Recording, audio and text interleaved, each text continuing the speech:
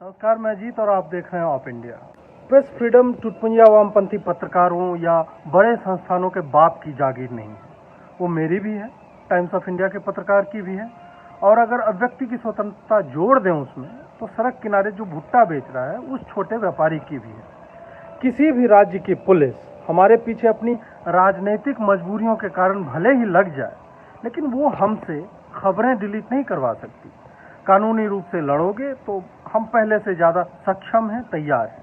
हम यहाँ टिकने आए हैं, खबरें डिलीट करने नहीं।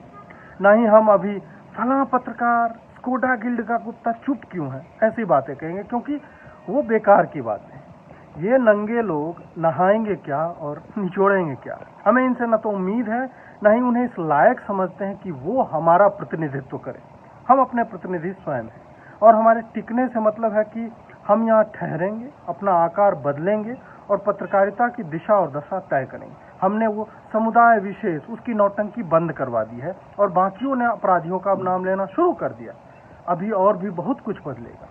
बात यह नहीं है कि हम पर सुप्रीम कोर्ट के वकीलों से लेकर राजनीतिक पार्टियों के नेताओं, इस्लामिक कट्टरपंथियों और नक्सलियों ने खुजली वाले केस विहीन कुत्तों के झुंड की तरह हम पे हमला बोला है। वो तो करेंगे ही, क्योंकि उनकी नग्न चमड़ी जो है हम ही ने झुलसाई है।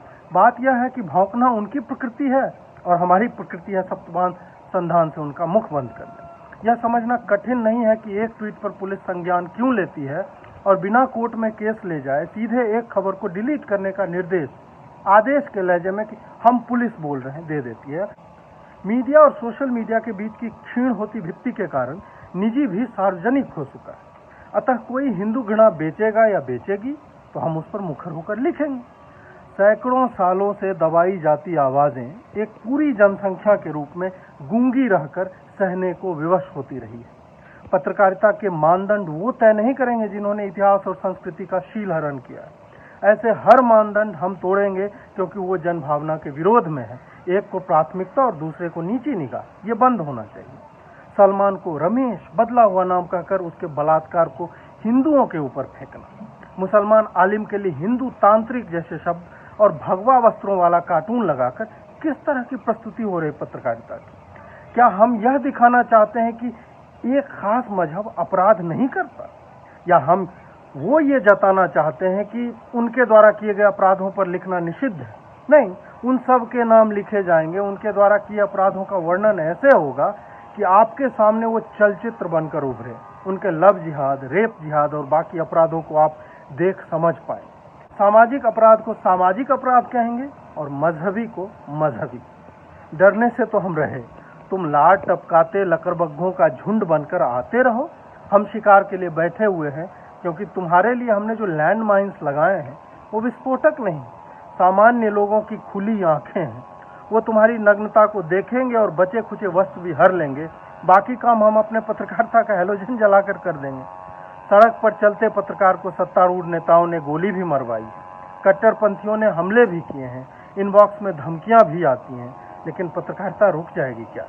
उंगलियों की अंतिम हलचल तक लेख लिखे जाते रहेंगे, होठों की आखिरी जुम्बिश तक हम बोलते रहेंगे। पत्रकारिता ब्लू टिक वाली संस्थाओं या व्यक्तियों के सत्यापन का मोहताज नहीं। जिसके पास लिखने की क्षमता है, जो बोल सकता है, वो पत्रकार है। जो विसंगतियों पर बोलता लिखता है, बृहद समाज तक ले जाता है, वो पत्रकार है।